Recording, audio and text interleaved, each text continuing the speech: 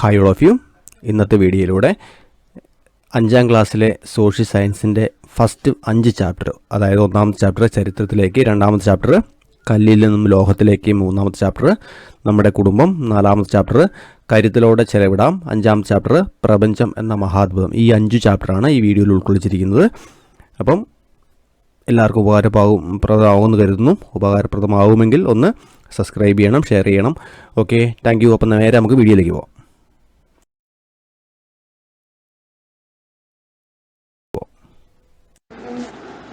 Dear teachers, നമ്മൾ social സയൻസിൽ 5ാം ക്ലാസ്സിലെ സോഷ്യൽ സയൻസിലെ ഫസ്റ്റ് പാർട്ടിലെ ആദ്യത്തെ ചാപ്റ്ററായ ചരിത്രത്തിലേക്ക് എന്ന ചാപ്റ്ററാണ് നമ്മളിന്ന് ഡിസ്കസ് ചെയ്യാൻ പോകുന്നത്.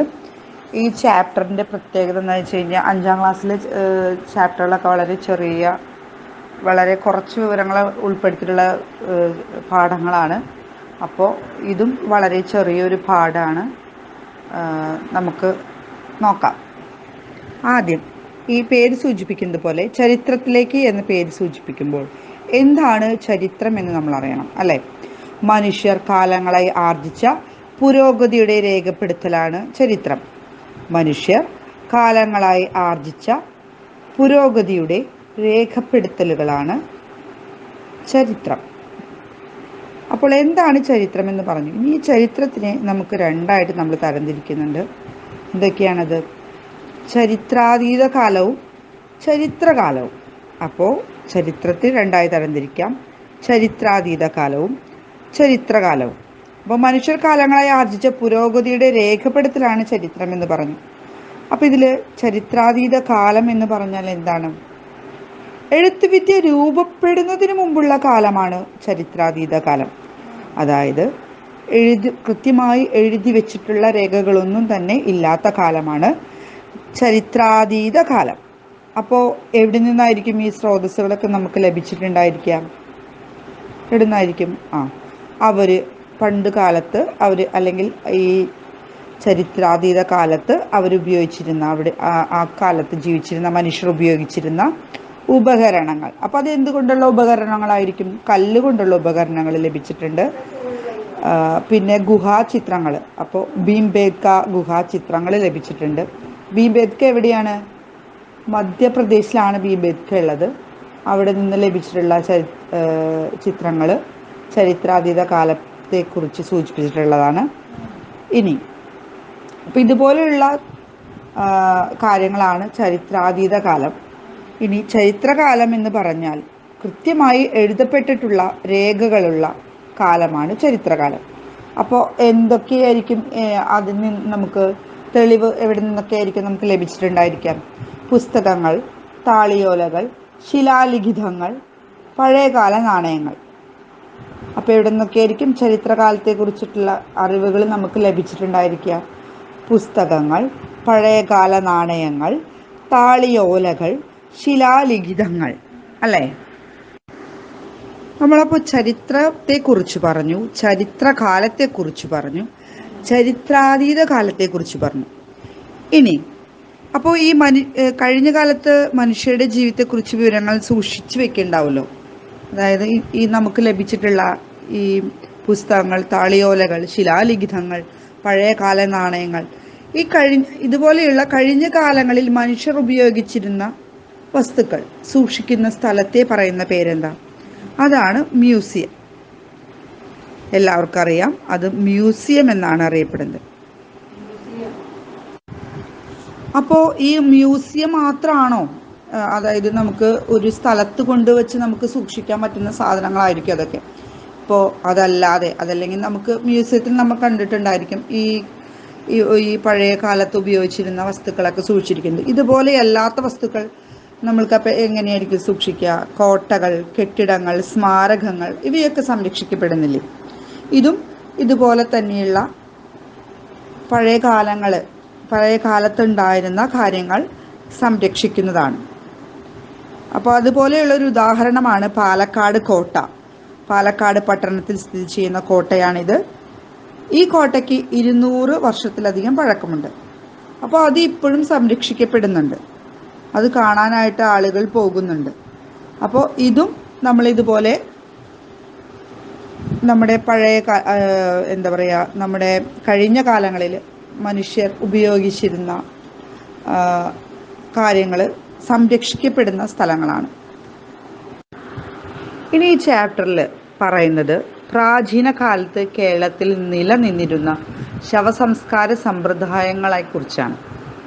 അതിൽ കുടക്കല്ല്, മുനിയറ, നന്നങ്ങാടി എന്നിങ്ങനെ 3 ശവസംസ്കാര രീതികളുടെ ചിത്രങ്ങളാണ് കൊടുത്തിട്ടുള്ളത്.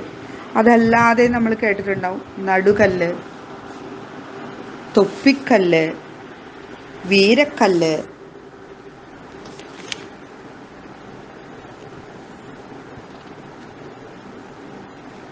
തുടങ്ങിയിട്ടുള്ളതൊക്കെ നമ്മൾ കേട്ടിട്ടുണ്ടായിരിക്കും.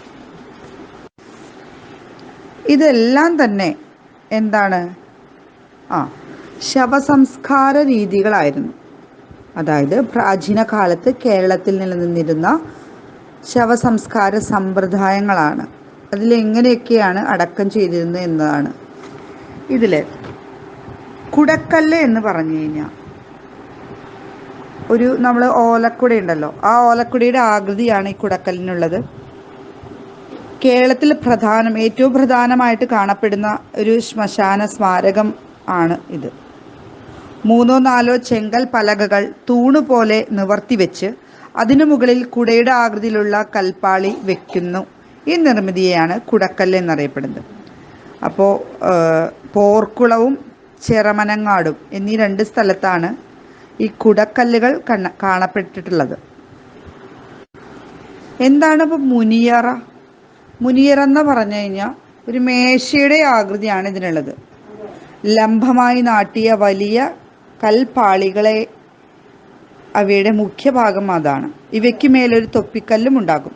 ഇത്തരത്തിൽ കൽപ്പാളികൾ ചേർത്ത് വയ്ക്കുമ്പോൾ അവയ്ക്കിടയിൽ ഒരു ചതുരാകൃതിയിലുള്ള ഒരു അറ രൂപപ്പെടും. ഇതാണ് മുനിയറ. ഇനി പറയുന്നത് നന്നങ്ങാടിയാണ്. നന്നങ്ങാടിയുടെ പ്രത്യേകത കേരളത്തിലെ ശവമടക്കു രീതികളിൽ ഏറ്റവും പ്രചാരമുണ്ടായിരുന്നത് നന്നങ്ങാടികൾക്കായിരുന്നു. നേരത്തെ എന്താ പറഞ്ഞത്? കുടക്കല്ല്. കുടക്കല്ല് എന്താണ്? ഏറ്റവും പ്രധാനമായി കാണപ്പെടുന്ന ശ്മശാന സ്മാരകമാണ് ഇത്. എന്നാൽ ഏറ്റവും പ്രചാരമുണ്ടായിരുന്നത് നന്നങ്ങാടികൾക്കായിരുന്നു. ഭൗതികാവശിഷ്ടം അടക്കം ചെയ്ത് നേരിട്ട് മണ്ണിനടിയിൽ മൂടുന്ന പാത്രങ്ങളാണ് നന്നങ്ങാടികൾ. സാധാരണയായി ഒറ്റ തിരിഞ്ഞാണ് നന്നങ്ങാടികൾ കാണപ്പെടുന്നത്. നന്നങ്ങാടികളുടെ ശൃംഖലകൾ വളരെ ചുരുക്കമായേ കാണുന്നുള്ളൂ. നന്നങ്ങാടികളും കുഴികളും സാധാരണയായി കൽപ്പലകൾ കൊണ്ട് മൂടാറുണ്ട്. ചിലപ്പോൾ മൺപാത്രങ്ങൾ കൊണ്ട് ഇവ മൂടുന്നതായിട്ട് കണ്ടിട്ടുണ്ട്. ഇതാണ് മുനിയറ, കുടക്കല്ല്, നന്നങ്ങാടി. ഇതല്ലാതെ നടുകല്ലെന്ന് കേട്ടിട്ടുണ്ട്, തൊപ്പിക്കല്ലെന്ന് കേട്ടിട്ടുണ്ട്. അതിൽ നടുകല്ല് എന്ന് പറഞ്ഞു കഴിഞ്ഞാൽ വലിയ ഒറ്റ കല്ലുകളാണ് ഇവ. ഇവയെ പല പേരിൽ അറിയപ്പെടുന്നുണ്ട്. നാട്ടുകല്ല്, നടുക്കല്ല്, പടക്കല്ല് എന്നിങ്ങനെയൊക്കെ അറിയപ്പെടുന്നുണ്ട്. ഇനിയുള്ളത് തൊപ്പിക്കല്ലാണ്. നന്നങ്ങാടികൾക്ക് മേൽ മൂടി പോലെ വെക്കുന്ന അർദ്ധഗോളാകൃതിയിലുള്ള കൽപ്പാളികളാണ് തൊപ്പിക്കല്ലുകൾ. സാധാരണയായി പരന്ന ഒരു കൽപ്പാളിയാണ് നന്നങ്ങാടികളുടെ മൂടിയായി ഉപയോഗിക്കാറുള്ളത്. എന്നാൽ തൊപ്പിക്കല്ലുകളുടെ കാര്യത്തിൽ തൊപ്പിയുടെ ആകൃതിയുള്ളവയാണ് മൂടികൾ. അതുകൊണ്ടാണ് അവയെ തൊപ്പിക്കല്ലുകൾ എന്ന് പറയുന്നത്. തൃശ്ശൂർ ജില്ലയിലെ ചെറമനങ്ങാടും എയ്യാലുമാണ് തൊപ്പിക്കല്ലുകൾക്ക് പ്രസിദ്ധമായ ഇടങ്ങൾ. അപ്പോൾ നമ്മളിതിൽ മ്യൂസിയത്തെക്കുറിച്ച് പറഞ്ഞു.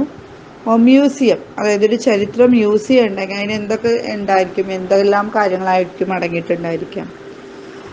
അവിടെ അവർ പണ്ട് കാലത്തെ ആൾക്കാർ അല്ലെങ്കിൽ നമുക്ക് ലഭിച്ചിട്ടുള്ള നാണയങ്ങൾ, താളിയോലകൾ, പഴയകാല വിളക്കുകൾ, പഴയകാല പാത്രങ്ങൾ, പഴയകാല വീട്ടുപകരണങ്ങൾ, കാർഷികോപകരണങ്ങൾ തുടങ്ങിയവയൊക്കെ അവിടെ നിന്ന് ലഭിച്ചിട്ടുണ്ടായിരിക്കും. നമുക്കവിടെ കാണാൻ സാധിക്കും.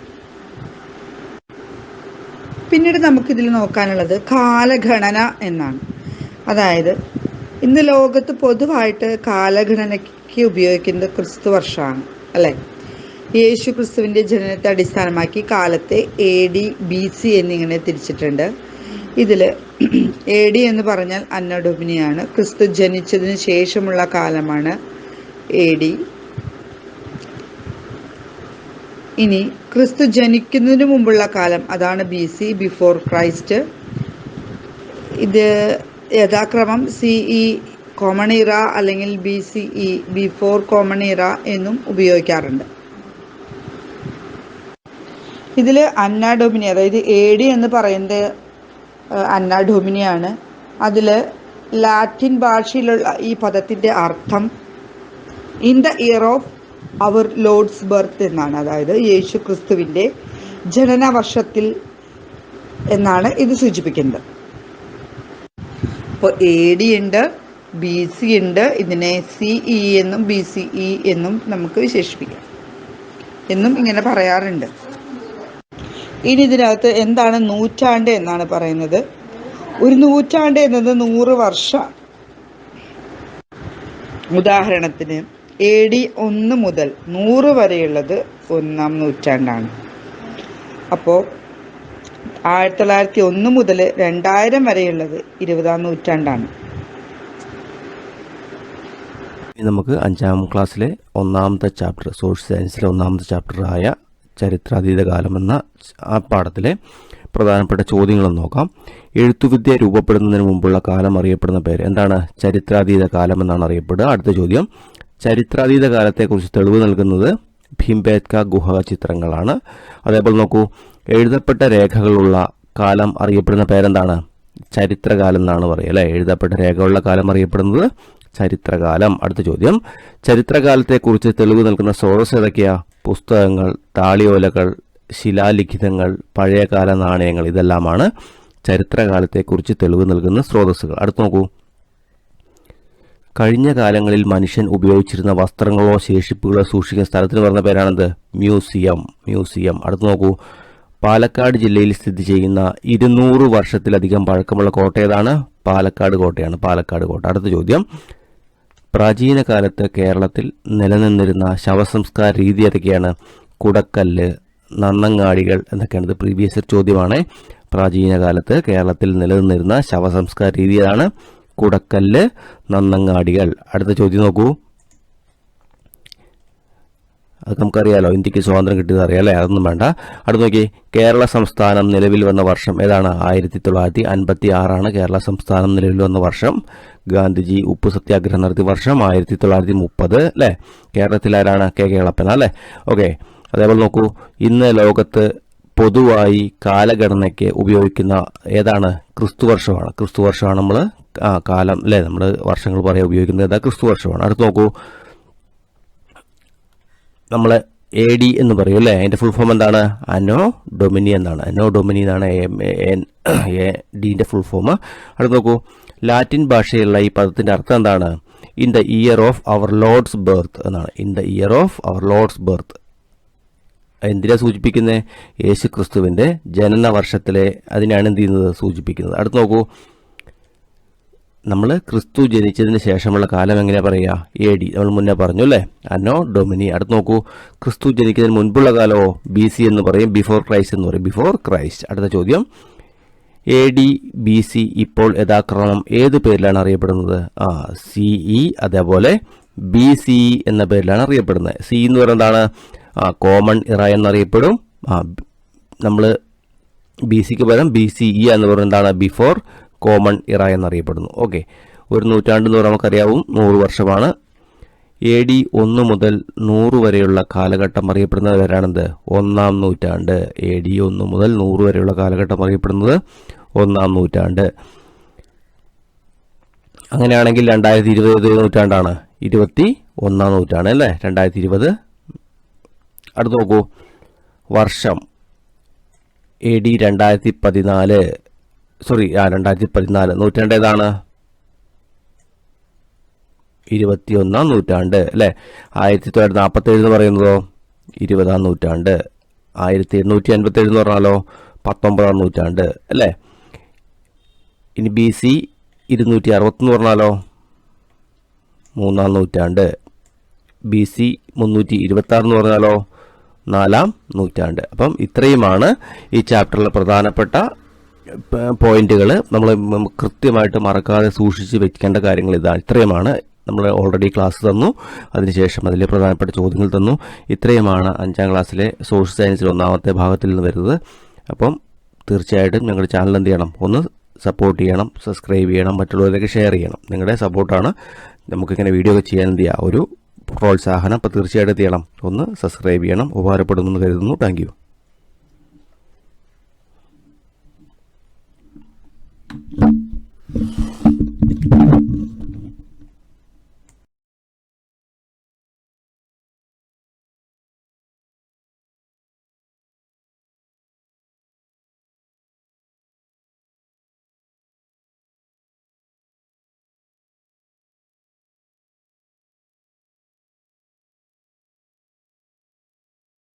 മോർണിംഗ് ഡിയർ ഫ്രണ്ട്സ്, ഇന്ന് ഞാൻ എടുക്കാൻ പോകുന്നത് സെക്കൻഡ് ചാപ്റ്ററാണ് 5ാം ക്ലാസ്സിലെ. സെക്കൻഡ് ചാപ്റ്ററിൻ്റെ പേര് കല്ലിൽ നിന്ന് ലോഹത്തിലേക്ക് എന്നുള്ളതാണ്. അപ്പം നമുക്ക് പാഠത്തിലേക്ക് പോകാം. ആഹാരം സമ്പാദിക്കുന്നതിനും മൃഗങ്ങളിൽ നിന്ന് രക്ഷ നേടാനും ആദിമ മനുഷ്യർ ഉപയോഗിച്ചിരുന്ന ഉപകരണം എന്ന് പറയുന്നത് കല്ലായിരുന്നു. കല്ലിൻ്റെ മറ്റൊരു പേരാണ് ശില എന്ന് പറയുന്നത്. ആദിമ മനുഷ്യരുടെ ജീവിതത്തെ സ്വാധീനിച്ച ഒരു പ്രധാന വസ്തുവായിരുന്നു ശില.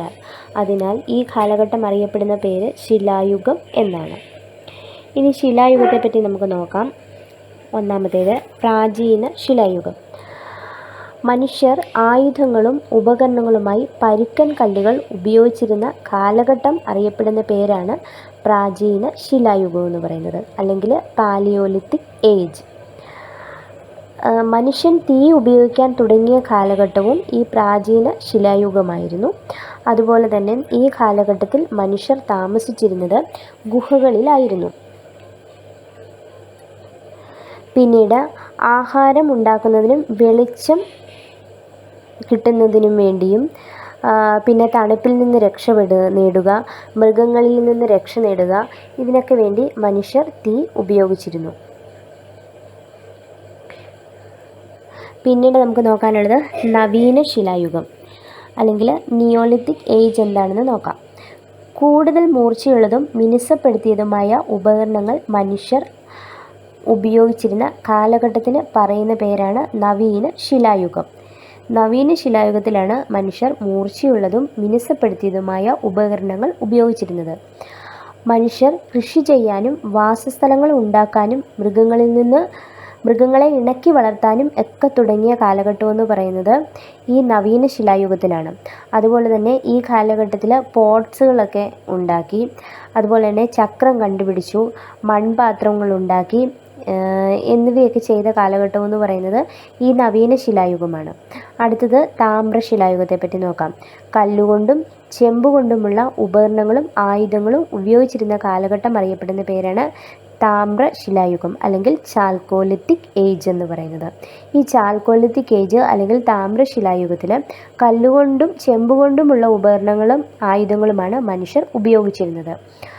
അതുപോലെ തന്നെ ഇനി നമുക്ക് നോക്കാം ഈ വെങ്കലം എന്താണ്, അല്ലെങ്കിൽ വെങ്കലം അല്ലെങ്കിൽ ഓട് എന്താണെന്ന് നോക്കാം. ഈയവും ചെമ്പും ഉരുക്കി ചേർത്ത് നിർമ്മിച്ചിരുന്ന ഒരു ലോകസങ്കരമാണ് വെങ്കലം എന്ന് പറയുന്നത്. ഇനി അടുത്ത് നമുക്ക് വെങ്കലയുഗത്തെ പറ്റി നോക്കാം. ആയുധങ്ങളും ഉപകരണങ്ങളും ഉണ്ടാക്കാൻ വെങ്കലം ഉപയോഗിച്ച കാലം അറിയപ്പെടുന്ന പേരാണ് വെങ്കലയുഗം അല്ലെങ്കിൽ ബ്രോൺസ് ഏജ് എന്ന് പറയുന്നത്. കാർഷിക വിഭവങ്ങൾ കൈമാറ്റം ചെയ്യാനുള്ള പൊതുസ്ഥലങ്ങൾ രൂപം കൊണ്ട കാലഘട്ടം എന്ന് പറയുന്നത് ഈ വെങ്കലയുഗമാണ്. അതുപോലെ തന്നെ ഇഷ്ടിക നിർമ്മാണം, തുണി നെയ്ത്ത് തുടങ്ങിയ തൊഴിൽ മേഖലകൾ വികാസം പ്രാപിച്ച കാലഘട്ടവും ഈ വെങ്കലയുഗമാണ്. എഴുത്തുവിദ്യ രൂപപ്പെട്ട കാലഘട്ടവും ഈ വെങ്കലയുഗം തന്നെയാണ്. അതുപോലെ തന്നെ ഈ വെങ്കലയുഗത്തിലാണ് നദീതട സംസ്കാരങ്ങളൊക്കെ ഉണ്ടായി തുടങ്ങിയത്. ഇനി നമുക്ക് ഈ ബ്രോൺസ് ഏജിൽ അവർ ചെയ്തിരുന്ന ജോലികളൊക്കെ നമുക്കൊന്ന് നോക്കാം. അതുപോലെ ക്യാറ്റിൽസിനെയൊക്കെ മേയ്ക്കുമായിരുന്നു. പിന്നെ മെറ്റൽ വർക്ക്സ് ഒക്കെ അവർ ചെയ്തിരുന്നു. പിന്നെ പോട്ടറി മേക്കിങ്സ് ഉണ്ടായിരുന്നു. അതുപോലെ തന്നെ ഓർണമെൻറ്റ്സ് ഒക്കെ അവർ ഈ കാലഘട്ടത്തിൽ ഉണ്ടാക്കിയിട്ടുണ്ടായിരുന്നു. അപ്പോൾ നോക്കാം. ആദ്യം പാലിയോളിത്തിക് ഏജ്, പ്രാചീന ശിലായുഗം, നവീന ശിലായുഗം, പിന്നീട് താമ്രശിലായുഗം, പിന്നീട് വെങ്കലയുഗം. അപ്പോൾ ഈ വെങ്കലയുഗത്തിലാണ് ഈ നദീതട സംസ്കാരങ്ങളൊക്കെ രൂപം കൊള്ളുന്നത്. അടുത്തത് നമുക്ക് നദീതട സംസ്കാരങ്ങളെപ്പറ്റി പഠിക്കാം. നമുക്ക് വിവിധ സംസ്കാരങ്ങളെപ്പറ്റി നോക്കാം. അപ്പോൾ നേരത്തെ നാം പറഞ്ഞിട്ടുണ്ടായിരുന്നല്ലോ, ഈ സംസ്കാരങ്ങളൊക്കെ വികാസം പ്രാപിച്ചത്, അതായത് നദീതട സംസ്കാരങ്ങളൊക്കെ വികാസം പ്രാപിച്ചത് വെങ്കലയുഗത്തിലാണെന്ന്. അപ്പോൾ ആദ്യമായിട്ട് നമുക്ക് മെസപ്പൊട്ടേമിയൻ സംസ്കാരത്തെപ്പറ്റി നോക്കാം. മെസപ്പൊട്ടേമിയൻ സംസ്കാരം നിലനിന്നിരുന്ന നദീതടങ്ങളാണ് യൂഫ്രട്ടീസ്, ടൈഗ്രീസ് എന്ന നദീതടങ്ങളുടെ തീരത്തായിരുന്നു. മെസപ്പൊട്ടേമിയ എന്ന വാക്കിൻ്റെ അർത്ഥം എന്ന് പറയുന്നത് 2 നദികൾക്കിടയിലുള്ള പ്രദേശമെന്നാണ്. അതുപോലെ തന്നെ മെസപ്പൊട്ടേമിയ ഉൾപ്പെടുന്ന ഇന്നത്തെ പ്രദേശം അറിയപ്പെടുന്നത് ഇറാഖാണ്. ഇന്നത്തെ ഇറാഖിലാണ് മെസപ്പൊട്ടേമിയൻ സംസ്കാരം നിലനിന്നിരുന്നത്. അതുപോലെ തന്നെ മെസപ്പൊട്ടേമിയയിൽ രൂപം കൊണ്ട ലിപിയാണ് ക്യൂണിഫോം ലിപി. മെസപ്പൊട്ടേമിയയുടെ സുമേർ എന്ന് പറയുന്ന ഭാഗത്താണ് ഈ ക്യൂണിഫോം ലിപി ആരംഭിച്ചത്. അതുപോലെ തന്നെ ക്യൂണിഫോം ലിപിയുടെ പ്രത്യേകത എന്ന് പറയുന്നത് ഇതിന് ആപ്പിൻ്റെ രൂപമായിരുന്നു. ആപ്പിൻ്റെ രൂപത്തിലുള്ള ഒരു ചിത്രലിപിയായിരുന്നു ഈ ക്യൂണിഫോം ലിപി എന്ന് പറയുന്നത്. അതുപോലെ തന്നെ ക്യൂണിഫോം ലിപി എഴുതിയിരുന്ന പ്രതലം എന്ന് പറയുന്നത് കളിമൺ പാളികൾ കൊണ്ട് നിർമ്മിക്കപ്പെട്ടവയായിരുന്നു. അടുത്തത് നമുക്ക് ഈ മെസപ്പൊട്ടേമിയയുടെ ഏറ്റവും വലിയൊരു പ്രത്യേകതയായിരുന്നു. മെസപ്പൊട്ടേമിയൻ സംസ്കാരത്തിൻ്റെ മറ്റൊരു പ്രത്യേകത എന്ന് പറയുന്നത് സിഗുറാത്തുകളായിരുന്നു. മെസപ്പൊട്ടേമിയൻ സംസ്കാരത്തിൻ്റെ തിരുശേഷിപ്പുകളിലാണ് സിഗുറാത്തുകൾ. ഈ സിഗുറാത്തുകൾ എന്ന് പറയുന്നത് അവരുടെ ദേവാലയ സമുച്ചയങ്ങളാണ്. അതുപോലെ തന്നെ സിഗുറാത്തുകളുടെ പുറം ഭാഗം നിർമ്മിച്ചിരുന്നത് ചുട്ടെടുത്ത ഇഷ്ടികകൾ കൊണ്ടാണ്. അതുപോലെ തന്നെ മെസപ്പൊട്ടേമിയയിൽ 25ഓളം സിഗുറാത്തുകൾ നിർമ്മിക്കപ്പെട്ടതായാണ് കണ്ടെത്തിയിട്ടുള്ളത്. അതുപോലെ തന്നെ ഈ സിഗുറാത്തുകൾ ഇന്നും സംരക്ഷിക്കപ്പെട്ടു പോന്നിരിക്കുന്നു. സിഗുറാത്തുകൾ സംരക്ഷിക്കപ്പെടുന്ന ഒരു പ്രദേശം എന്ന് പറയുന്ന ഉർ എന്ന പ്രദേശമാണ്. അടുത്ത നമുക്ക് ഈജിപ്ഷ്യൻ സംസ്കാരത്തെപ്പറ്റി നോക്കാം. ഈജിപ്ഷ്യൻ സംസ്കാരം നിലനിന്നിരുന്നത് നൈൽ നദീതീരത്തായിരുന്നു. നൈലിൻ്റെ ദാനം എന്നറിയപ്പെടുന്ന രാജ്യമാണ് ഈജിപ്റ്റ്.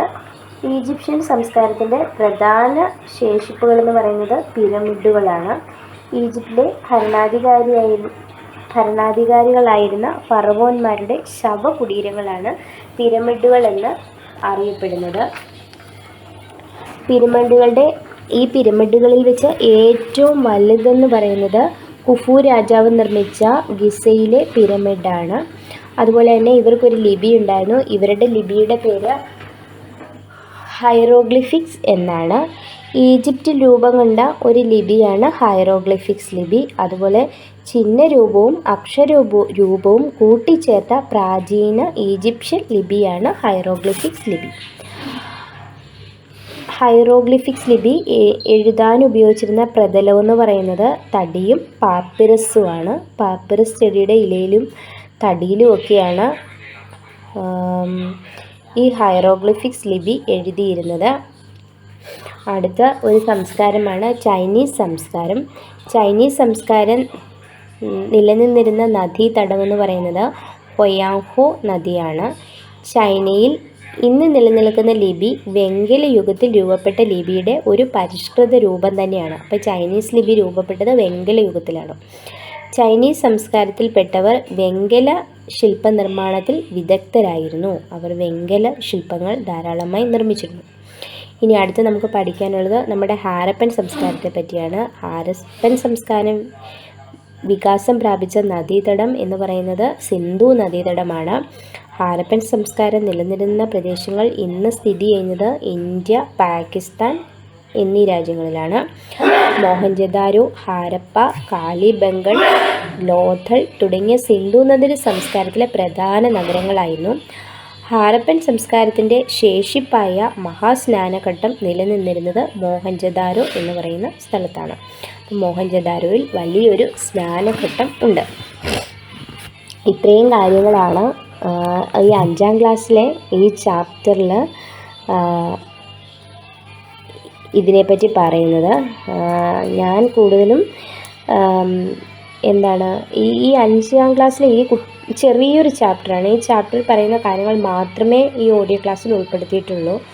വേറൊന്നും കൊണ്ടല്ല, തുടർന്നുള്ള ക്ലാസ്സുകൾ മുന്നോട്ട് പോകുമ്പോൾ ഇതിൻ്റെ മുകളിൽ ഒരുപാട് കാര്യങ്ങൾ ആഡ് ചെയ്താണല്ലോ പോകുന്നത്. അപ്പോൾ ആ ചാപ്റ്ററിലുള്ള കാര്യങ്ങൾ മാത്രമേ ഈ ഓഡിയോ ഞാൻ ഉൾപ്പെടുത്തിയിട്ടുള്ളൂ. ഓക്കെ.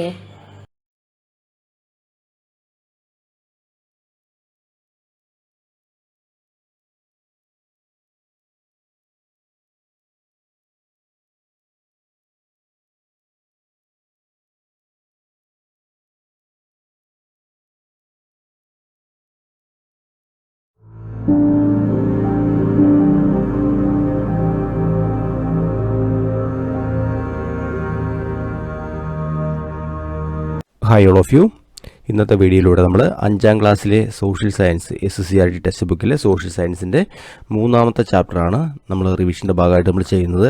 ചാപ്റ്ററിൻ്റെ പേര് എന്താണ്? നമ്മുടെ കുടുംബം എന്നാണ് ചാപ്റ്ററിൻ്റെ പേര്. നമ്മുടെ കുടുംബം, ചെറിയൊരു ചാപ്റ്ററാണ് നമ്മുടെ കുടുംബം. അതേപോലെ ഈ വീഡിയോയിൽ 4ാമത്തെ ചാപ്റ്റർ നമ്മൾ ഡിസ്കസ് ചെയ്യുന്നുണ്ട്. 4ാമത്തെ ചാപ്റ്ററിൻ്റെ പേരെന്താണ്? കരുതലോടെ ചെലവിടാം. ചെറിയ 2 കുഞ്ഞു ചാപ്റ്ററാണ്. ഒരു 10 മിനിറ്റുള്ള ചെറിയൊരു വീഡിയോ ആണ്. അപ്പം ഏതെങ്കിലും ഒരു ചോദ്യം വരാൻ സാധ്യത ഉണ്ട്. ഇപ്പോൾ എക്സാമ്പിൾ പറയുകയാണെങ്കിൽ ഈ 3ാമത്തെ ചാപ്റ്ററിലൊരു ചോദ്യം ഒരുപാട് തവണ PSC ചോദിച്ചിട്ടുള്ളതാണ്. കുടുംബാംഗങ്ങൾക്കിടയിൽ സ്നേഹപൂർവമായ ഒരു അന്തരീക്ഷം സൃഷ്ടിക്കുകയാണ് കുടുംബത്തിൻ്റെ ധർമ്മം എന്ന് പറഞ്ഞതാരാണ് എന്നൊരു രീതിയിലെ ക്വസ്റ്റ്യൻ വന്നാൽ നമ്മൾ ഈ ടെക്സ്റ്റ് ബുക്ക് പഠിക്കാതെ പോയാൽ, അല്ലേ, SSCRT ടെക്സ്റ്റ് ബുക്ക് പഠിക്കാതെ പോയാൽ നമുക്ക് എഴുതാൻ ബുദ്ധിമുട്ടാകും. അപ്പം ഇതിൽ അറിയുന്ന കാര്യമാണ് കൂടുതൽ, അറിയാത്ത 1-2 പോയിന്റ് മാത്രമേ ഉള്ളൂ. അപ്പം ജസ്റ്റ് എന്ത് ചെയ്യുക, ഓടിച്ച് വീഡിയോ കണ്ടിട്ട് പോവുക. ഓക്കെ. അപ്പം നിങ്ങൾക്ക് ഈ വീഡിയോ തീർച്ചയായിട്ടും ഉപകാരപ്പെടും എന്ന് കരുതുന്നു. ഉപകാരപ്പെടുവാണെങ്കിൽ എന്ത് ചെയ്യണം? ഒന്ന് സബ്സ്ക്രൈബ് ചെയ്യണം. എന്ന് ഞാൻ പറയുന്നവരെ സബ്സ്ക്രൈബ് ചെയ്യണം എന്ന് പറയും, പക്ഷേ ആരും എന്ത് ചെയ്യാറില്ല. എൻ്റെ വീഡിയോ കാണുന്ന 78% ആൾക്കാരും സബ്സ്ക്രൈബ് ചെയ്യാത്തവരാണ്. ഓക്കെ. അപ്പം നിങ്ങൾക്ക് ഇഷ്ടപ്പെടുകയാണെങ്കിൽ എന്ത് ചെയ്യണം? സബ്സ്ക്രൈബ് ചെയ്യണം, മറ്റുള്ളവരിലേക്ക് എത്തിക്കണം. ഓക്കെ. നിങ്ങൾക്ക് ഉപകാരപ്പെടുകയാണെങ്കിൽ അത് പഠിച്ച് ഒരു മാർക്കെങ്കിലും നേടാൻ ശ്രമിക്കണം. ഓക്കെ. Thank U. അപ്പോൾ നേരെ വീഡിയോയിലേക്ക് പോകാം കേട്ടോ. അപ്പോൾ നോക്കി, നമ്മൾ ഓൾറെഡി പറഞ്ഞു നമ്മുടെ ചാപ്റ്ററിൻ്റെ പേരെന്താണ്? നമ്മുടെ കുടുംബം. ചാപ്റ്ററിൻ്റെ പേര് നമ്മുടെ കുടുംബം എന്നാണ്, അല്ലേ? അതുമായി ബന്ധപ്പെട്ട് നോക്കിയേ, എന്താ കുടുംബം എന്ന് വെച്ചാൽ നോക്കിയേ, എന്താ കുടുംബം എന്ന് പറഞ്ഞാൽ അച്ഛനും അമ്മയും മക്കളും അടുത്ത ബന്ധുക്കളും അടങ്ങുന്നതാണ് കുടുംബം എന്ന് പറയും, അല്ലേ? കുടുംബം എന്ന് പറഞ്ഞാൽ എന്താണ്? അച്ഛനും അമ്മയും മക്കളും അടുത്ത ബന്ധുക്കളും അടങ്ങുന്നതാണ് ഏത്? കുടുംബം. അതേപോലെ നോക്കൂ, സമൂഹത്തിലെ ചിട്ടകളും മര്യാദകളും ജീവിത രീതികളും ആദ്യമായി നാം പഠിക്കുന്ന എവിടെ നിന്നാണ്? കുടുംബത്തിൽ നിന്നാണ്, അല്ലേ? നമ്മൾ പറയാറുണ്ട് എന്താണ്? നല്ലത് പഠിക്കാത്തത് എവിടെ നിന്നാണ്? വീട്ടിൽ നിന്ന് കിട്ടാത്തതുകൊണ്ടാണെന്ന് പറയാറുണ്ട്, അല്ലേ? അപ്പം സമൂഹത്തിൻ്റെ ചിട്ടകൾ, മര്യാദകൾ, ജീവിത രീതികൾ, ഇതൊക്കെ നമ്മൾ ആദ്യമായിട്ട് പഠിക്കുന്നത് എവിടെ നിന്നാണ്? സ്കൂളിൽ നിന്നാണോ? അല്ല, കുടുംബത്തിൽ നിന്നാണ്, അല്ലേ? ഓക്കെ. അതേപോലെ നോക്കൂ, സാമൂഹിക ബന്ധങ്ങൾക്ക് തുടക്കമിടുന്നതും അത് വളർത്തുന്നതും എവിടുന്നാണ്? കുടുംബമാണ്. അപ്പോൾ സാമൂഹിക ബന്ധങ്ങൾക്ക് തുടക്കമിടുന്നതും അത് വളർത്തുന്നതും നിലനിർത്തുന്നതാണ് കുടുംബമാണ്. അതേപോലെ നോക്കി, സമൂഹത്തിൻ്റെ അടിസ്ഥാന ഘടകം ഏതാണത്? കുടുംബമാണ്. അപ്പോൾ കുടുംബത്തെക്കുറിച്ച് കാര്യങ്ങൾ പഠിച്ചല്ലോ. നമ്മൾ അച്ഛനും അമ്മയും മക്കളും അടങ്ങുന്നതാണെന്ത്? കുടുംബം എന്ന് പറയുക. അതേപോലെ നമ്മുടെ സമൂഹത്തിലെ മര്യാദ ചിട്ടയൊക്കെ പഠിക്കുന്ന എവിടുന്നാണ്? കുടുംബത്തിൽ നിന്നാണ്. അതേപോലെ നോക്കി, സാമൂഹിക ബന്ധങ്ങൾക്ക് തുടക്കമിടുന്ന എവിടുന്നാണ്? അല്ലേ? അത് നിലനിർത്താൻ പഠിക്കുന്നതൊക്കെ കുടുംബത്തിൽ നിന്നാണ്. ചുരുക്കി പറഞ്ഞാൽ നമ്മുടെ സമൂഹത്തിൻ്റെ അടിസ്ഥാന ഘടകം എന്ന് പറഞ്ഞതാണ് കുടുംബമാണ്. മനസ്സിലായല്ലോ? ഓക്കെ. അടുത്ത് നോക്കി, എങ്ങനെയാണ് ഒരു സമൂഹം ഉണ്ടാകുന്നത്? ഒരു ചെയിൻ ഉണ്ട്, അല്ലേ? ഒരു എങ്ങനെയാണ് സമൂഹം ഉണ്ടാകുന്നത്? ഒരു ഓർഡർ നോക്കി. വ്യക്തികൾ ചേർന്നുണ്ടാവുന്നു, കുടുംബങ്ങളാകുന്നു, കുടുംബങ്ങൾ ചേർന്നുണ്ടാവുന്നു, സമുദായങ്ങളുണ്ടാവുന്നു, സമുദായങ്ങൾ ചേർന്നുണ്ടാവുന്നു, സമൂഹം ഉണ്ടാകുന്നു. ഈ ഓർഡറിന് ജസ്റ്റ് ഒന്ന് ഓർത്ത് വെച്ചേക്കണം. ഓക്കെ. അതേപോലെ നോക്കൂ, കുടുംബഘടനയുടെ അടിസ്ഥാനത്തിൽ കുടുംബത്തെ 3ആയി തരംതിരിക്കാം. നമുക്ക് എത്രയായി തിരിക്കാം? ഏതൊക്കെയാണ്? ഒന്ന്, അണുകുടുംബം. രണ്ടാമത്തെ എന്താണ്? വിസ്തൃത കുടുംബം. മൂന്നാമത്തത് കൂട്ടുകുടുംബം. അപ്പോൾ കുടുംബത്തിൻ്റെ ഘടനയുടെ അടിസ്ഥാനത്തിൽ നമുക്ക് എത്രയായി തിരിഞ്ഞിരിക്കാം? 3ആയിട്ട് തിരിക്കാം. അണുകുടുംബം, വിസ്തൃത കുടുംബം, കൂട്ടുകുടുംബം. നമ്മൾ ടെക്സ്റ്റ് ബുക്ക് നോക്കാതെ പോയാൽ മിനിമം നമ്മൾ ഏത് എഴുതി വയ്ക്കുള്ളൂ, നമ്മൾ 2 എഴുതി വയ്ക്കുള്ളൂ. ഏതൊക്കെയാണ് നമ്മൾ കേട്ടിട്ടുള്ള ഏതൊക്കെയാണ്? അണുകുടുംബം, കൂട്ടുകുടുംബം, ഈ 2 നമ്മൾ എഴുതി വയ്ക്കുള്ളൂ. അപ്പോൾ ചുരുക്കി പറഞ്ഞാൽ എന്ത് ചെയ്യുക, കുടുംബത്തിൻ്റെ ഘടനയുടെ അടിസ്ഥാനത്തിൽ കുടുംബത്തെ 3 തരംതിരിക്കുക. ഓക്കെ, അങ്ങനെ മൈന്യൂട്ടായുള്ള പോയിന്റുകൾ ടെസ്റ്റ് വായിച്ചാലേ കിട്ടുള്ളൂ എന്നതുകൊണ്ടാണ് ഈ ചെറിയൊരു വീഡിയോ, അല്ലാതെ ഇത് വലിയ ഇമ്പോർട്ടൻ്റ് ആയ ടോപ്പിക് ആയതുകൊണ്ടല്ല. ഓക്കെ, ഇത് നോക്കൂ, എന്താണ് ഈ 3 എന്ന് ജസ്റ്റ് നമുക്ക് നോക്കാം. അച്ഛനും അമ്മയും മക്കളും മാത്രം അടങ്ങുന്ന കുടുംബത്തിന് പറഞ്ഞ പേരാണെന്ത്?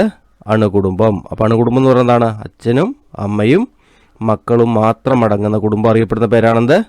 അണുകുടുംബം. മനസ്സിലായല്ലോ? അപ്പോൾ അച്ഛനും അമ്മയും മക്കളും മാത്രം അടങ്ങുന്നതാണ് അണുകുടുംബം എന്ന് പറയും അല്ലേ.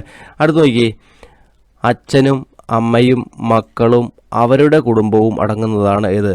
വിസ്തൃത കുടുംബം എന്ന് പറയുക. അച്ഛനും അമ്മയും മക്കളും മാത്രമുള്ളത് അണുകുടുംബം. അച്ഛനും അമ്മയും മക്കളും അവരുടെ കുടുംബവും അറിയപ്പെടുന്നതാണത് വിസ്തൃത കുടുംബം എന്നറിയപ്പെടും അല്ലേ. അടുത്ത് നോക്കി, 3-4 തലമുറകൾ ഒരു വീട്ടിൽ ഒരുമിച്ച് താമസിക്കുന്നതിന് പറഞ്ഞ പേരാണെന്ത്?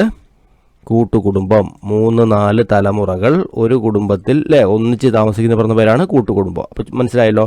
അപ്പം അച്ഛനും അമ്മയും മക്കളും ഒരു കുടുംബം എന്ന് പറഞ്ഞാൽ നമ്മൾ എന്ത് പറയും? അണുകുടുംബം എന്ന് പറയും. അച്ഛനും അമ്മയും മക്കളും അവരുടെ മക്കളും, അതൊക്കെ നമുക്കിപ്പോൾ കാണാം അല്ലേ. ഇപ്പോഴും അതൊക്കെ ചില വീടുകളിൽ കാണാം അല്ലേ. അപ്പോൾ അത് ഏതാണ്? വിസ്തൃത കുടുംബം എന്നറിയപ്പെടും. കൂട്ടുകുടുംബം എന്ന് പറഞ്ഞാൽ 3-4 തലമുറകൾ ഒരു വീട്ടിൽ ഒരുമിച്ച് താമസിക്കുന്ന പറഞ്ഞ പേരാണ് കൂട്ടുകുടുംബം. അതിപ്പോൾ കാണാനതാണ് വളരെ വിരളമാണ്, വളരെ വളരെ വളരെ കുറവാണ് അല്ലേ. ഓക്കെ, അതേപോലെ നോക്കി, കുടുംബത്തിൽ നിന്ന് നമുക്ക് ലഭിക്കുന്ന ഗുണങ്ങൾ എന്തൊക്കെയാണെന്ന് നോക്കി. ഏതൊക്കെയാണ്? അച്ചടക്കം, മര്യാദ, പങ്കുവയ്ക്കൽ. ഇതൊക്കെ ഇവിടുന്ന് കിട്ടുന്നതാണ്, കുടുംബത്തിൽ നിന്ന് കിട്ടുന്നതാണ് അല്ലേ. ഇപ്പോൾ ഇന്നത്തെ തലമുറയിൽ കുറഞ്ഞു വരുന്ന സാധനം ഏതാണ്? അച്ചടക്കം, മര്യാദ, പങ്കുവെക്കൽ. ഇത് കുറഞ്ഞു വരുവാണ്. കാര്യം എന്താണ്? കുടുംബത്തിൻ്റെ ബന്ധവും കുറയുന്നു എന്നാണ് അതിൻ്റെ മീനിങ്. ഓക്കെ, അടുത്ത് നോക്കി, സാർവലൗകികത, വൈകാരിക ബന്ധം, പരിമിതമായ വലിപ്പം, ഉത്തരവാദിത്ത ബോധം എന്നിവ കുടുംബത്തിൻ്റെ സവിശേഷതകളാണ്. അപ്പോൾ കുടുംബത്തിൻ്റെ സവിശേഷതകൾ ഓർത്ത് വെക്കണം. സാർവലൗകികത, വൈകാരിക ബന്ധം, പരിമിതമായ വലിപ്പം, ഉത്തരവാദിത്ത ബോധം എന്നിവ കുടുംബത്തിൻ്റെ സവിശേഷതകളാണ്. മനസ്സിലായല്ലേ. അപ്പം LDC എക്സാമിന് ഈ ക്വസ്റ്റ്യൻ ചോദിക്കത്തൊന്നുമില്ല. അപ്പം നമ്മുടെ LP-UP എക്സാമിന് എന്ത് ചെയ്യാം? ചിലപ്പം താഴെ പറയുന്ന ഏതാണ് ഇതിൽപ്പെടാത്തത് അല്ലേ, കുടുംബത്തിൻ്റെ സവിശേഷതയിൽപ്പെടാത്തത് എന്നൊക്കെ ചോദിക്കും. അപ്പോൾ എന്താണ്? സാർവലൗകികത, വൈകാരിക ബന്ധം, പരിമിതമായ വലിപ്പം, ഉത്തരവാദിത്ത ബോധം എന്നിവ ഏതിൻ്റെ പ്രത്യേകതയാണ്? കുടുംബത്തിൻ്റെ അല്ലേ, ഫാമിലിയുടെ പ്രത്യേക സവിശേഷതയാണ്. അടുത്ത് നോക്കൂ, ഏറ്റവും ഇമ്പോർട്ടൻ്റ് ആണ്, പഠിച്ചോണം. ഏതാണ്? കുടുംബാംഗങ്ങൾക്കിടയിൽ സ്നേഹപൂർവമായ ഒരു അന്തരീക്ഷം സൃഷ്ടിക്കുകയാണ് കുടുംബത്തിൻ്റെ ധർമ്മം എന്ന് പറഞ്ഞതാരാണ്? ഒക്ബേൺ ആണ്. ഒക്ബേൺ മറക്കരുത്.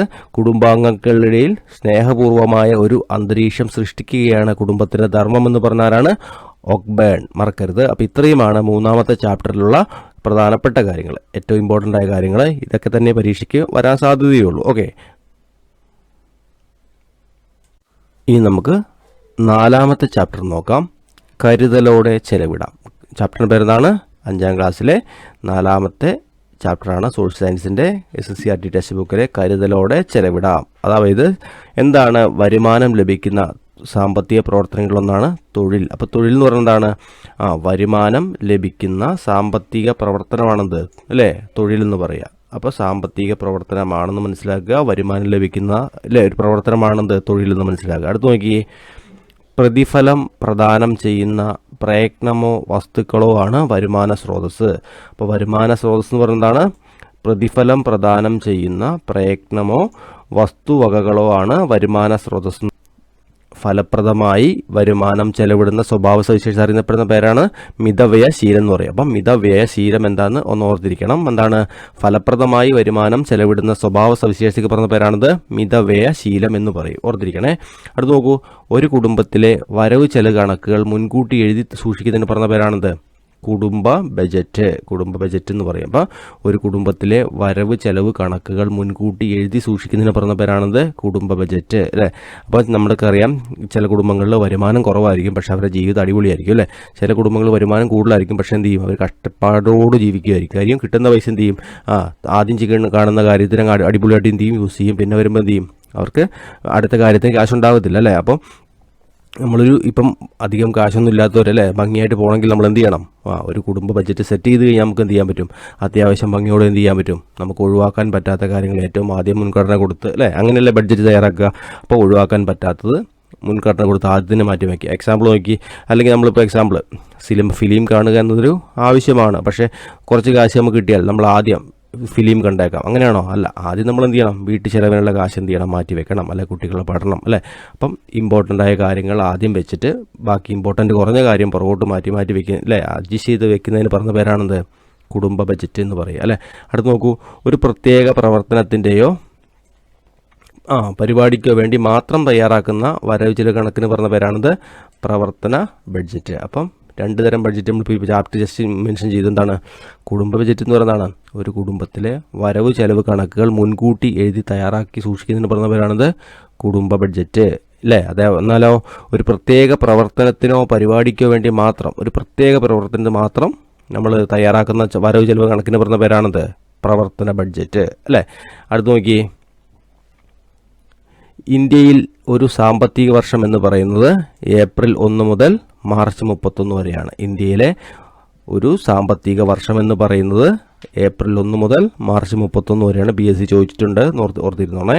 അടുത്ത് നോക്കൂ, മെച്ചപ്പെട്ട ജീവിതം നിലനിർത്തുന്നതിനോടൊപ്പം ഭാവിയിൽ ഉണ്ടാകുന്ന ചെലവുകൾ കൂടി നിറവേറ്റാൻ കഴിയുന്ന സാഹചര്യത്തിന് പറഞ്ഞ പേരാണിത് സാമ്പത്തിക സുരക്ഷിതത്വം. അപ്പോൾ സാമ്പത്തിക സുരക്ഷിതത്വം എന്ന് പറയുന്നതാണ് മെച്ചപ്പെട്ട ജീവിതം നമ്മൾ എന്ത് ചെയ്യണം? നിലവിൽ നയിക്കുകയും വേണം. ഭാവിയിൽ ഉണ്ടാകുന്ന ചെലവുകൾ എന്ത് ചെയ്യണം? നിറവേറ്റാൻ നമുക്ക് കഴിയുന്ന സാഹചര്യം ഉണ്ടെങ്കിൽ അതിന് പറഞ്ഞ പേരാണിത് സാമ്പത്തിക സുരക്ഷിതത്വം ഉണ്ടെന്ന് പറയാം. അല്ലാതെ ഇന്നത്തെ കാര്യം മാത്രം അടിപൊളിയായി നടക്കുന്നതിന് പറയുന്ന പേരല്ല എന്ത് സാമ്പത്തിക സുരക്ഷിതത്വം. ഇന്നത്തെ കാര്യം അടിപൊളി നടക്കണം. നമുക്ക് ഭാവിയിൽ എന്ത് ചെയ്യാം? ഒരു കാര്യമുണ്ടായാൽ പെട്ടെന്ന് നമ്മൾ നേരിടാൻ എന്ത് ചെയ്യാം? നമുക്ക് സാമ്പത്തിക സെറ്റപ്പ് കറക്റ്റ് ആണെങ്കിൽ ഇതിന് പറഞ്ഞ പേരാണെന്ത് സാമ്പത്തിക സുരക്ഷിതത്വം എന്ന് പറയും. ഓക്കെ, അടുത്താണെന്ത് ഒരുപാട് തവണ PSc ചോദിച്ചൊരു സാധനമാണെന്ത്. ഏതാണ്? ഒരു ചോദ്യമാണ് ഇത്. നമുക്ക് എല്ലാവരുടെയും ആവശ്യങ്ങളെ തൃപ്തിപ്പെടുത്തുവാനുള്ള വിഭവങ്ങളുണ്ട്, എന്നാൽ ഒരാളുടെ പോലും അത്യാഗ്രഹത്തെ നിറവേറ്റുന്നതിനില്ലതാനും എന്ന് പറഞ്ഞതാരാണ്? ഗാന്ധിജിയാണ്. ചുരുക്കി പറഞ്ഞാൽ നമുക്ക് എന്ത് ചെയ്യാം? മര്യാദയ്ക്ക് ജീവിക്കാനുള്ള സെറ്റപ്പുകൾ എന്ത് ഇവിടെയുണ്ട്? ഇവിടെയുണ്ട് അല്ലേ. എന്താ നമ്മുടെ അത്യാഗ്രഹത്തിനുള്ള പരിപാടി നടത്താനുള്ള സാധനം ഭൂമിയിലില്ല എന്നാണ് അതിൻ്റെ മീനിങ്. അപ്പോൾ ഈ വാക്കൊന്ന് ഓർത്തിരിക്കുക. നമുക്ക് എല്ലാവരുടെയും ആവശ്യങ്ങളെ തൃപ്തിപ്പെടുത്തുവാനുള്ള വിഭവങ്ങളുണ്ട്, എന്നാൽ ഒരാളുടെ പോലും അത്യാഗ്രഹത്തെ നിറവേറ്റാനില്ലതാനും എന്ന് പറഞ്ഞത് ഗാന്ധിജിയാണ്. അപ്പോൾ ഈ 3ാമത്തെ ചാപ്റ്ററും ഒരു എന്താ പറയുക ഒരു കോട്ട് പഠിച്ചായിരുന്നു. ഏതാണ്? കുടുംബാംഗങ്ങൾക്കിടയിൽ സ്നേഹപൂർവമായ ഒരു അന്തരീക്ഷം സൃഷ്ടിക്കുകയാണ് കുടുംബത്തിൻ്റെ ധർമ്മം എന്ന് പറഞ്ഞാലാണ് ഒക്ബേൺ. അപ്പോൾ ഈ 2 കോട്ടുകളും അല്ലേ, ഒക്ബേണിൻ്റെയും ഗാന്ധിജിയുടെയും കോട്ടുകൾ എന്ത് ചെയ്യണം? ഒന്ന് ഓർത്തിരിക്കണം. 2 മുൻകാല LPUP എക്സാമിൻ്റെ ചോദ്യങ്ങളാണ്. അപ്പം ഇത്രയും ഉള്ളൂ, ചെറിയ വീഡിയോ ആണ്. അപ്പം ഉപകാരപ്രദമാകുമെന്ന് കരുതുന്നു. ഉപകാരപ്രദമാകുവാണെങ്കിൽ ഒന്ന് സബ്സ്ക്രൈബ് ചെയ്യണം. Okay, thank U.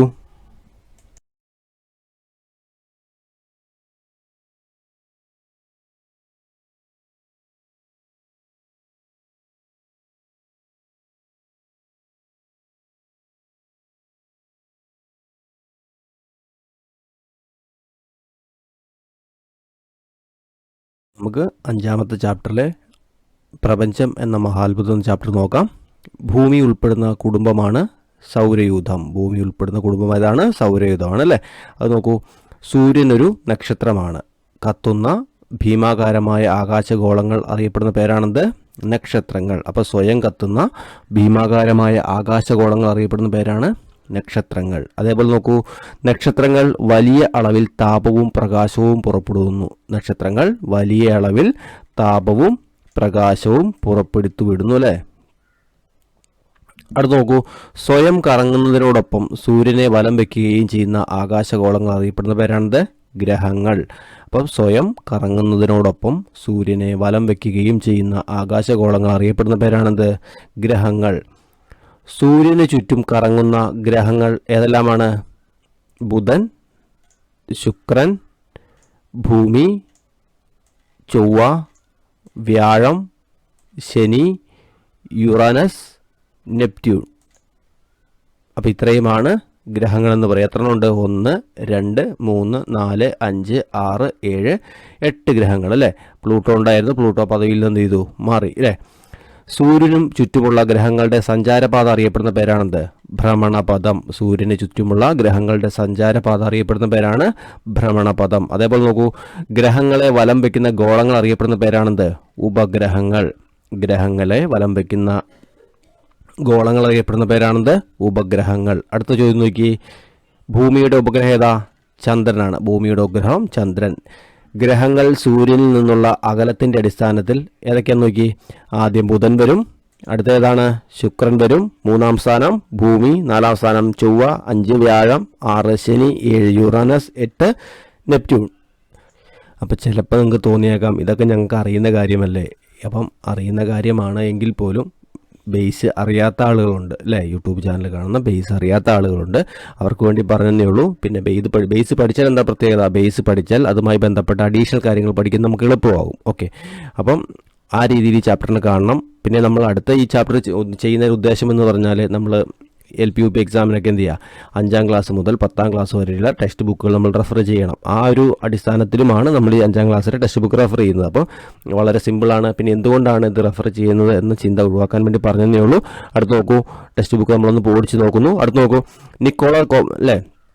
Nicholas Copernicus. നമ്മൾ കോപ്പർനിക്കസ് കേട്ടില്ലേ? എന്താ ആളാരാ നോക്കി. പോളണ്ടുകാരനായ ഭൗമശാസ്ത്രജ്ഞനും വാനശാസ്ത്രജ്ഞനുമായിരുന്ന കോപ്പർനിക്കസ്. അപ്പോൾ ആരൊക്കെയാണ്? അദ്ദേഹം ഒരു ഭൗമശാസ്ത്രജ്ഞനാണ്, അതേപോലെ ആരാണ്? വാനശാസ്ത്രജ്ഞനാണ് അല്ലേ.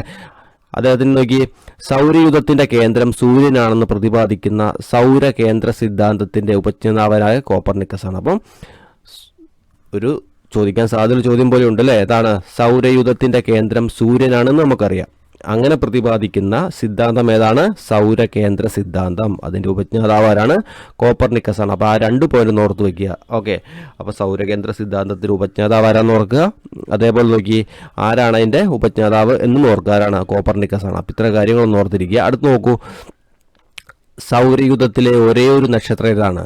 സൂര്യനാണ്. സൗരയൂഥത്തിലെ ഒരേ ഒരു നക്ഷത്രം സൂര്യൻ. അടുത്തത് ഗ്രഹങ്ങളെക്കുറിച്ച് കുറച്ച് കാര്യങ്ങളാണ്. ഗ്രഹങ്ങളെക്കുറിച്ച് നമ്മൾ റാങ്ക് ഫയലൊക്കെ നോക്കും, കുറേ അഡീഷണൽ കാര്യങ്ങൾ കാണാം. പക്ഷേ 5-ാം ക്ലാസ്സിലെ ടെക്സ്റ്റ് ബുക്കിൽ കൊടുത്ത് ഇത്ര കാര്യങ്ങളേ ഉള്ളൂ. അപ്പം ബുധൻ അല്ലേ, ഒന്നാമത്തെ ബുധൻ എന്താണ്?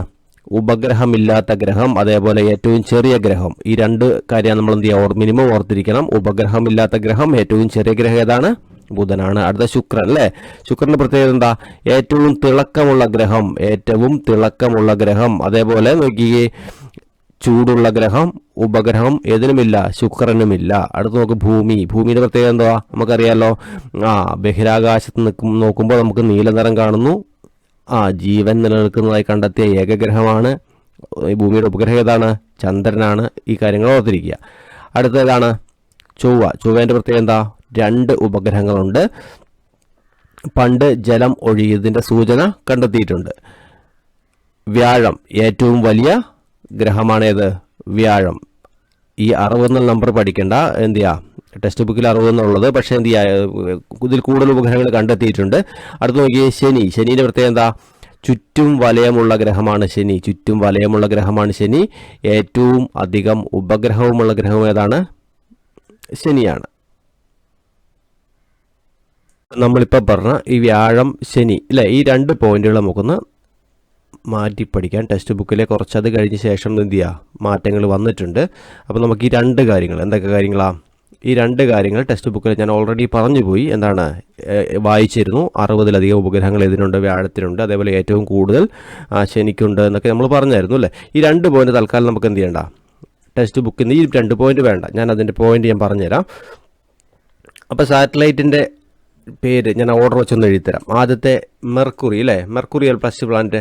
മെർക്കുറിക്ക് നമ്മൾ ഓൾറെഡി സാറ്റലൈറ്റ് ഇല്ല എന്ന് പറഞ്ഞു. ഓക്കെ, അടുത്ത സാറ്റലൈറ്റ് ഏതാ? വീനസിന് എന്താണ്? വീനസിനും ഇല്ല എന്ന് പറഞ്ഞു അല്ലേ.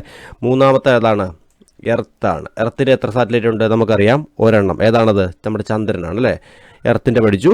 അടുത്ത് നോക്കി, മാർസിന് സാറ്റലൈറ്റ് 2 എണ്ണം. ഏതൊക്കെയാ? ഫോബോസും ഡിമോസ് എന്ന് പറയുന്ന 2 സാറ്റലൈറ്റ് ഇതിനുണ്ട്, മാർസിനുണ്ട് അല്ലേ. അടുത്ത സാറ്റലൈറ്റാണ്, 5ാമത്തെ സാറ്റലൈറ്റ് ഏതാണ്? നമ്മുടെ ജൂപ്പിറ്ററാണ്. ഏതാണ്? ജൂപ്പിറ്ററിൻ്റെ സാറ്റലൈറ്റ് 95 എണ്ണം ഉണ്ട്. ജൂപ്പിറ്ററിൻ്റെ സാറ്റലൈറ്റ് 95 എണ്ണം ഉണ്ട്. സാറ്റേണിൻ്റെ സാറ്റലൈറ്റ് എത്രയാ? സാറ്റേണിന് 83 സാറ്റലൈറ്റ് ഉണ്ട്. സാറ്റേണിന് 83 സാറ്റലൈറ്റ് ഉണ്ട്. യുറാനസിന് 7 സാറ്റലൈറ്റ് ഉണ്ട്. നെപ്റ്റ്യൂണിന് 14 സാറ്റലൈറ്റ് ഉണ്ട്. അപ്പോൾ ലേറ്റസ്റ്റ് ആയിട്ട് ഞാൻ നോക്കിയപ്പോൾ എനിക്ക് കിട്ടിയ വിവരമാണിത്. അപ്പോൾ ഈ കാര്യം ഒന്ന് ഓർത്തിരിക്കുക. അപ്പം ഈ കാര്യം മറക്കരുത്. അപ്പോൾ ശ്രദ്ധിക്കുക. ഏറ്റവും കൂടുതലുള്ളത് ഏറ്റവും കൂടുതലുള്ളത് ജൂപ്പിറ്ററിന് 95, സാറ്റേണിന് 83. ഇതൊന്നുകൂടി ഈ കാര്യങ്ങൾ ഒന്നുകൂടി ഒന്ന് റെഫർ ചെയ്തോളൂ. ഓക്കെ, അടുത്ത് നമുക്ക് നോക്കാം യുറാനസ് എന്താണ്? 25ലധികം ഉപഗ്രഹങ്ങളുണ്ട്. അതായത് സൂര്യനെ വലം വയ്ക്കാൻ എത്ര വേണം? 84 വർഷം വേണം. സൂര്യനെ വലം വയ്ക്കാൻ 84 വർഷം ആർക്ക് വേണം? യുറാനസിന് വേണം. ഓക്കെ, അടുത്ത് നോക്കിയേ, നെപ്റ്റ്യൂൺ. ഏറ്റവും അകലെ സ്ഥിതി ചെയ്യുന്ന ഗ്രഹം ഏതാണ്? നെപ്റ്റ്യൂണാണ്. സൂര്യനെ വലം വയ്ക്കാൻ 164 വർഷം വേണം. അടുത്തത് ഗലീലിയോ ഗലീലി എന്നൊരാൾ നമ്മൾ കേട്ടിട്ടുണ്ട്. ആരാണത്? ഇറ്റലിക്കാരനാണ്, ഊർജ്ജതന്ത്രജ്ഞനാണ്, വാന നിരീക്ഷകനാണ്, ഗണിതശാസ്ത്രജ്ഞനാണ്, തത്വചിന്തകനാണ്. അതേപോലെ സ്വയം നിർമ്മിച്ച ദൂരദർശിനി ഉപയോഗിച്ച് വാന നിരീക്ഷണത്തിന് തുടക്കമിട്ട വ്യക്തിയാണ്. അപ്പോൾ വാന നിരീക്ഷണത്തിന് തുടക്കമിട്ട വ്യക്തിയും ആരാണ്? ഗലീലിയോ ഗലീലിയാണ് അല്ലേ. അതേപോലെ വ്യാഴത്തിൻ്റെ 4 ഉപഗ്രഹങ്ങളും കണ്ടെത്തിയ ആര്? Galileo Galilei. അടുത്ത് നോക്കി, നമ്മൾ കേട്ടിട്ടുണ്ട് ക്ഷുദ്രഗ്രഹങ്ങൾ എന്ന് കേട്ടിട്ടുണ്ട് അല്ലേ. ആസ്ട്രോയിഡ്സ് എന്ന് പറയുന്നത് എന്താണ്? ചൊവ്വയുടെയും വ്യാഴത്തിൻ്റെയും ഇടയിലായി സൂര്യനെ വലം വയ്ക്കുന്ന പാറക്കഷ്ണങ്ങൾക്ക് പറഞ്ഞ പേരാണത് ക്ഷുദ്രഗ്രഹങ്ങൾ. എക്സാമ്പിൾ ഐഡ അല്ലേ. അടുത്ത് നോക്കൂ, സൗരയൂഥത്തിൽ ശയന പ്രദക്ഷിണം നടത്തുന്ന ഉരുളുന്ന ഗ്രഹം എന്നൊക്കെ അറിയപ്പെടുന്ന ഗ്രഹം ഏതാണ്? യുറാനസ്. അതേപോലെ പടിഞ്ഞാറ് ഉദിക്കുന്ന ഗ്രഹം ഏതാണ്? ശുക്രനാണ്. അതേപോലെ ചന്ദ്രനിൽ പകലും നക്ഷത്രങ്ങളെ കാണാൻ സാധിക്കും. ആ കാര്യം ഓർക്കുക. അടുത്ത് നോക്കി, ഒരു സ്റ്റേറ്റ്മെൻറ്റ് ക്വസ്റ്റ്യനൊക്കെ ചോദിക്കാൻ സാധ്യതയുണ്ട്. നോക്കൂ, ഒരു ആകാശഗോളം ഗ്രഹമായി പരിഗണിക്കണമെങ്കിൽ പാലിക്കേണ്ട നിയമങ്ങൾ ഏതാണ്? 1, ഗോളാകൃതി ഉണ്ടായിരിക്കണം. അവ സൂര്യനെ വലം വയ്ക്കണം. അവയ്ക്ക് തനതായതും തടസ്സമില്ലാത്തതുമായ ഭ്രമണപഥം ഉണ്ടായിരിക്കണം. ഓക്കെ, അപ്പോൾ എന്തുകൊണ്ടാണ് പ്ലൂട്ടോയെ ഈ ഗ്രഹത്തിൻ്റെ പട്ടികയിൽ നിന്ന് ഒഴിവാക്കിയെന്ന് കാര്യം മനസ്സിലായല്ലോ. ഈ 3 കണ്ടീഷൻ പാലിക്കാൻ ആർക്ക് പറ്റിയില്ല? 3 കണ്ടീഷൻ 3 പാലിക്കാൻ ആർക്ക് പറ്റിയില്ല? പ്ലൂട്ടോയ്ക്ക് പറ്റിയില്ല. അതുകൊണ്ട് പ്ലൂട്ടോയെ എന്ത് ചെയ്യുക? ഈ പട്ടികയിൽ നിന്ന് ഒഴിവാക്കി. അതേപോലെ നോക്കി, ഇൻ്റർനാഷണൽ ആസ്ട്രോണമിക്കൽ യൂണിയൻ ഏർപ്പെടുത്തിയ ഗ്രഹങ്ങളുടെ നിബന്ധനയിൽ പാലിക്കപ്പെടാത്തവർ പറഞ്ഞ പേരാണെന്ത്? കുള്ളൻ ഗ്രഹങ്ങൾ. അപ്പോൾ കുള്ളൻ ഗ്രഹങ്ങൾ എന്ന് പറഞ്ഞതാണ്. അപ്പം ഇൻ്റർനാഷണൽ ആസ്ട്രോണമിക്കൽ യൂണിയൻ അവരാണ് ഗ്രഹങ്ങളെയൊക്കെ എന്ത് ചെയ്യുക? ആ കാര്യങ്ങളൊക്കെ തീരുമാനിക്കുന്നത് അല്ലേ. അപ്പം അവരുടെ നിബന്ധനയാണ് മുകളിൽ കൊടുത്തേക്കുന്നത്. ഈ നിബന്ധനയിൽ പെടാത്ത ഗ്രഹങ്ങളെ പറയുന്ന പേരാണെന്ത്? കുള്ളൻ ഗ്രഹങ്ങൾ. അങ്ങനെയാണെങ്കിൽ പ്ലൂട്ടോ ഇപ്പോൾ ആരാണ്? കുള്ളൻ ഗ്രഹമാണ് അല്ലേ. ആ പ്ലൂട്ടോയുമായി ബന്ധപ്പെട്ട കാര്യം കൊടുത്തിട്ടുണ്ട്. 2006 ഓഗസ്റ്റിൽ ഇൻ്റർനാഷണൽ ആസ്ട്രോണമിക്കൽ യൂണിയൻ പ്ലൂട്ടോയുടെ ഗ്രഹപദവി റദ്ദാക്കി. ആ വർഷം ഓർത്തു, 2006 ആരാ റദ്ദാക്കിയത്? ഇൻ്റർനാഷണൽ ആസ്ട്രോണമിക്കൽ യൂണിയനാണ്. അതേപോലെ നോക്കി, നെപ്റ്റ്യൂണിൻ്റെ ഭ്രമണപഥം മുറിച്ചു കടക്കുന്നതുകൊണ്ടും സ്വന്തം ഉപഗ്രഹമായ ഷാരണിനെ ചുറ്റുന്നതുകൊണ്ടുമാണ് പ്ലൂട്ടോയ്ക്ക് ഗ്രഹപദവി നഷ്ടപ്പെട്ടത് അല്ലേ. അപ്പം ഇവിടെ 3ാമത്തെ കണ്ടീഷൻ നോക്കി, ഗ്രഹണപഥം അവയ്ക്ക് തനതായതും തടസ്സങ്ങളില്ലാത്തതുമായ ഭ്രമണപഥം വേണം അല്ല. പക്ഷെ അതെന്തില്ല? പ്ലൂട്ടോയെ അത് ചെയ്തില്ല, പാലിച്ചില്ല അല്ലേ. അതുകൊണ്ടാണ് പദവി ഒഴിവാക്കിയത്. ഓക്കെ, അടുത്ത് നോക്കൂ, സൂര്യനെ വളരെ ദീർഘമായ പരിക്രമണ പഥത്തിലൂടെ സൂചിക്കൊണ്ടിരിക്കുന്ന വസ്തുക്കളാണ് വാൽനക്ഷത്രങ്ങൾ. അപ്പോൾ സൂര്യൻ്റെ വളരെ ദീർഘമായ പരിക്രമണ പഥത്തിലൂടെ ചുറ്റിക്കൊണ്ടിരിക്കുന്ന വസ്തുക്കളെ വിളിക്കുന്ന പേരാണെന്ത്? വാൽനക്ഷത്രങ്ങൾ എന്ന് പറയും. അതേപോലെ നോക്കിയേ, അശുദ്ധ ഹിമപദാർത്ഥങ്ങളാൽ രൂപം കൊള്ളുന്ന വാൽനക്ഷത്രങ്ങൾ സൂര്യനോട് അടുക്കുമ്പോൾ വാൽ രൂപം കൊള്ളുകയും സൂര്യപ്രകാശം ഏറ്റ് തിളങ്ങുകയും ചെയ്യുന്നു. ഇതിൻ്റെ പേരാണ് ഏതൊക്കെ? ഐസൺ, ഹാലിയുടെ വാൽനക്ഷത്രം എന്നൊക്കെ പറയും അല്ലേ.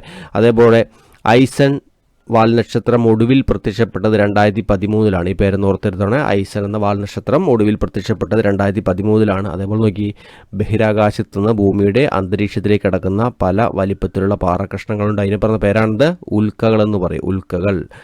അപ്പം കത്തിത്തീരാത്ത ഭൂമിയിലേക്ക് വീഴുന്ന ഉൽക്കകളുടെ അവശിഷ്ടങ്ങൾ അറിയപ്പെടുന്ന പേരാണിത് ഉൽക്കാശിലകളെന്ന് പറയും. അതേപോലെ സൂര്യനെ വലം വയ്ക്കുന്ന ഗ്രഹങ്ങൾ, അവയുടെ ഉപഗ്രഹങ്ങൾ, ക്ഷുദ്രഗ്രഹങ്ങൾ, വാൽനക്ഷത്രങ്ങൾ, കുള്ളൻ ഗ്രഹങ്ങൾ എന്നിവ ഉൾക്കൊള്ളുന്നതാണ് സൗരയൂഥം. അപ്പോൾ സൗരയൂഥം എന്ന് പറഞ്ഞാൽ എന്താണെന്ന് ഇങ്ങനെ സ്റ്റേറ്റ്മെൻറ്റൊക്കെ ശരിയോ തെറ്റോ എന്നൊക്കെ ചോദിച്ചാൽ നമ്മൾ കുടുങ്ങി പോകുമ്പോൾ എന്തൊക്കെ നോക്കി നമ്മൾ പെട്ടെന്ന് എന്ത് ചെയ്യും? സൂര്യനും അതിനെ ചുറ്റുന്ന ഗ്രഹങ്ങളും അറിയപ്പെടുന്ന പേരാണ് സൗരയൂഥം. നമ്മൾ വേഗം പഠിച്ചു വെച്ചേക്കുന്നത് അല്ലേ. അപ്പോൾ ശരിക്കും നോക്കൂ, ടെക്സ്റ്റ് ബുക്കിൽ എങ്ങനെയാണ്? സൂര്യനെ വലം വയ്ക്കുന്ന ഗ്രഹങ്ങൾ, അവയുടെ ഉപഗ്രഹങ്ങൾ, ക്ഷുദ്രഗ്രഹങ്ങൾ, വാൽനക്ഷത്രങ്ങൾ, കുള്ളൻ ഗ്രഹങ്ങൾ എന്നിവ ഉൾപ്പെടുന്നതാണ് ഇത് സൗരയൂഥം എന്ന് പറയുക. ഒന്ന് ഓർത്തിരുന്നോണേ. ഓക്കെ, അതേപോലെ നോക്കി, സൗരയൂഥത്തിൽ ജീവൻ നിലനിൽക്കുന്നതായി ഇതുവരെ കണ്ടെത്തിയ ഗ്രഹം ഏതാണ്? ഭൂമിയാണ്. അതേപോലെ ബഹിരാകാശത്ത് നോക്കുമ്പോൾ ഇളം നീല നിറത്തിലാണ് ഭൂമി കാണപ്പെടുന്നത്. ഭൂമിയുടെ ഏറ്റവും അടുത്ത് സ്ഥിതി ചെയ്യുന്ന നക്ഷത്രം ഏതാണ്? സൂര്യനാണ്. അതേപോലെ നോക്കൂ, കോടിക്കണക്കിന് നക്ഷത്രങ്ങൾ അടങ്ങുന്നതാണ് ഇത് ഗാലക്സി എന്ന് പറയും. അപ്പോൾ കോടിക്കണക്കിന് നക്ഷത്രങ്ങൾ അടങ്ങുന്നതിന് പറഞ്ഞ പേരാണത് ഗാലക്സി. അതേപോലെ നോക്കി, സൗരയൂഥം ഉൾപ്പെടുന്ന ഗാലക്സി ഏതാണ്? ക്ഷീരപഥം, മിൽക്കി വേ എന്നൊക്കെ പറയും അല്ലേ. സൗരയൂഥം ഉൾപ്പെടുന്ന ഗാലക്സിയാണിത് മിൽക്കി വേ.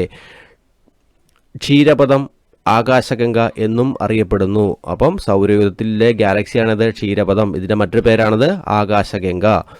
കോടിക്കണക്കിന് ഗാലക്സികൾ ഉൾപ്പെടുന്നതാണ് പ്രപഞ്ചം എന്നറിയപ്പെടുന്നത്. അങ്ങനെ കോടിക്കണക്കിന് ഗാലക്സികൾ ഉൾപ്പെടുന്നതാണെന്ത്? പ്രപഞ്ചമെന്ന് പറയും. അതേപോലെ കോടിക്കണക്കിന് വർഷങ്ങൾക്ക് മുൻപ് പ്രപഞ്ചം തീരെ ചെറിയൊരു ബിന്ദു ആയിരുന്നുവെന്നും വലിയൊരു പൊട്ടിത്തെറിയിലൂടെയാണ് പ്രപഞ്ചം ഇന്ന് കാണുന്ന രൂപത്തിലേക്ക് വികസിപ്പിച്ചെന്നും കരുതപ്പെടുന്നു അല്ലേ. അപ്പം ഈ കാര്യം ജസ്റ്റ് എന്ത് ചെയ്യുക, ഒന്ന് ഓർത്തിരിക്കുക. അപ്പോൾ ഇത്രയുമാണ് 5ാം ക്ലാസ്സിലെ 5ാമത്തെ ചാപ്റ്ററായ പ്രപഞ്ചം എന്ന മഹാത്ഭുതം എന്ന ഭാഗത്തു നിന്നുള്ളത്. ഇതുമായി ബന്ധപ്പെട്ട കുറച്ച് അഡീഷണൽ കാര്യങ്ങൾ നമ്മൾ ഗ്രഹങ്ങളെക്കുറിച്ച് പഠിക്കണം. അത് ഉയർന്ന ക്ലാസ്സുകളിലെ ടെക്സ്റ്റ് ബുക്കുകളിലുണ്ട്. Okay thank U.